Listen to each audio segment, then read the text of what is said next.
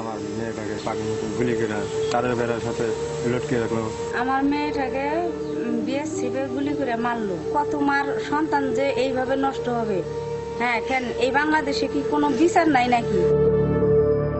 2011 সালের 7 জানুয়ারি বাবার সঙ্গে ভারত থেকে দেশে ফেরার পথে ফুলবাড়ির অন্তপুর সীমান্তে বিএসএফের গুলিতে মারা যায় 11 বছরের কিশোরী ফেলানী। শুধু ফেলানী নয়, গেল 4 দশকে কুড়িগ্রাম সীমান্তে বিএসএফ গুলি করে কিংবা পিটিয়ে হত্যা করেছে 66টি বাংলাদেশিকে।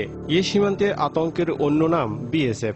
এই পাশে থাকলেই তারা মনে করে যে এরা ভারতে আসবে, ঢুকবে, এই জন্য ওরা অনেক গুলি করে, অনেক মানুষ মারে। সীমান্ত এলাকায় বাস করি, আসলে প্রায় বিএসএফ এর নির্যাতিত অনেক কিছু আমার সহ্য করা লাগে। সীমান্ত এলাকায় চাষাবাদ কিংবা মাছ ধরতে গেলে বিনা উস্কানিতে গুলি ছোড়ে বিএসএফ, এমন অভিযোগ স্থানীয়দের। ভারতের বিএসএফ গুলি দেয়, গুলি করার পর মেয়েটা মারা যায় নাই, পরে ভারতের বিএসএফ আসি আবার মেয়েটাকে নিয়ে এসে। ভারতীয় দালালদের সহযোগিতায় এই সীমান্ত দিয়ে অবাধে ঢুকছে মাদকও। ভারত থেকে ফেন্সিডিল আসে, গান্দা আসে, আসার পথে হয়তো বা প্রশাসন অনেক সময় দেখে, অনেক সময় দেখে না। সীমান্ত দিয়ে মাদক ও বিএসএফ এর হত্যার কথা স্বীকার করে বিজিবি বললেন, সীমান্ত শান্ত রাখার চেষ্টা চলছে। প্রধান সমস্যা হচ্ছে মেনলি মাদক এই এলাকা দিয়ে যথেষ্ট আসে, বাট আমরা সবসময় চেষ্টা করছি যাতে এখানে না আসে।